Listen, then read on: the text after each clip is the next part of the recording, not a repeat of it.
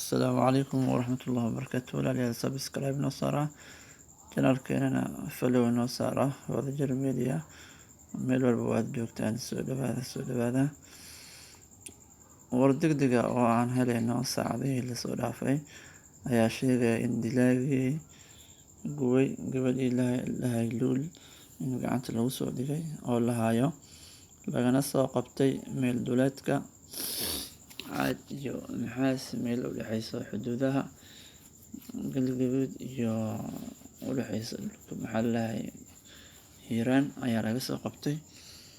meelahaas ayuu ku dhumanayay sidii magaalada muqdisho oo ugu baxsaday.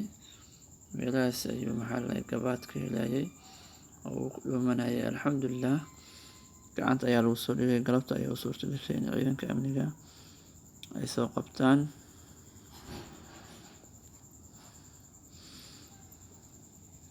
wayna hayaan markaa saacadaha soo aadan in maxallahay loo soo wareejiyo magaalada muqdisho ayaa la rajeynayaa si loo maxkamadeeyo loona maxallahay looga jaasiyo wixii dilkii foosh xumaa oo uu u geystay gabadhii luul oo uu ku gubay gurigeeda iyadoo marka hore haysatay caruur agoon ah.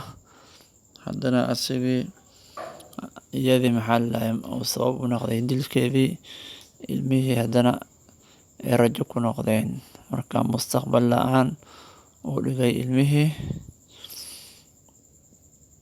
marka gabadhii weli lama aasin sida wararka aan ku heleynay weli taraajo bay ku jirtaa, lama aasin. marka dadkoodana go-aan ay ku gaareen, baaq ay bixiyeen ay maalintii jimcihii aan soo dhaafnay oo ahaa in ninkaasi asoon lasoo qaban in gabadhan aan la aasi doonin. marka warkoodii way ka dhaweeyeen. marka raadis kadib maalmahan dhan waa ciidanka amniga way raadinayeen. hadayaa gacanta lagu soo dhigay, daba jiraa lagu hayay. alxamdulilah marka cuquubadii uu geystay, dhibka uu geystay waa laga jaasin doonaa. shacabka soomaaliyeedna arrintan aad ayay uga falceliyeen. marka haddii ninkaas gacanta lagu soo dhigay waynu ku farxi doonaan. waxaana zaaid lagu sii farxi doonaa markii ninkan qisaasta lagu fuliyo, isagana sida gabadhi u dilay loo dilo. markaas ayay haddana bulshada sidoo kale zaaid ugu farxi doonaan.